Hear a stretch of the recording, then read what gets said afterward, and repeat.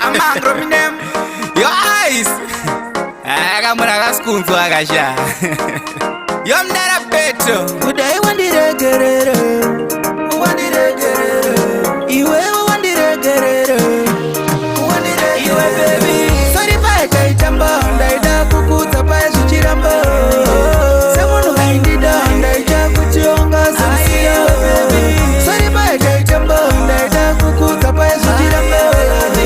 Semunhu waindida ndaida kutionga sansiya. Wakaona kupita yarine 30 years. Zvimwe zvacho zvinotoda common sense. Kuti sendada kuona pari private. Foni yangu ichigara iri pa silent. Pandai patent ranga riri best. Randai kumira kana narowa netest. Kana uchiramba svika patendi fest. Mai ali vari kutamba nemaplay. Iwe baby. Sorry pa kaitamba ndaida kukuza pa zvichiramba. Semunhu waindida ndaida kutionga sansiya baby. Sorry pa kaitamba ndaida kukuza pa zvichiramba. Semunhu waindida ndaida kutionga sansiya. Saka nhasi ndapendi judgment. Pakati pedu poita apartment. Kunge covid poita distance. Moyo mako ndombova si reject. Aina mashoko angu ari hash. Akuzvimira kunge munhu ane kwash.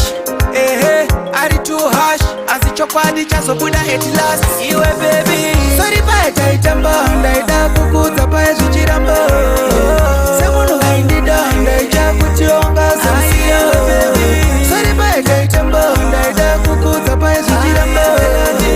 Semunhu waindida ndaida kutionga sansiya. Wakaona kupita yarine 30 years. Zvimwe zvacho zvinotoda common sense. Kuti sendada kuona pari private. Foni yangu ichigara iri pa silent. Pandai patent ranga riri best. Randai kumira kana narowa netest. Kana uchiramba svika patendi fest. Mai ali vari kutamba nemaplay. Iwe baby. Sorry pa kaitamba ndaida kukuza pa zvichiramba. Semunhu waindida ndaida kutionga sansiya baby. Sorry pa kaitamba ndaida kukuza pa zvichiramba. Semunhu waindida ndaida kutionga sansiya. Saka nhasi ndapendi judgment. Pakati pedu poita apartment. Kunge covid poita distance. Moyo mako ndombova si reject.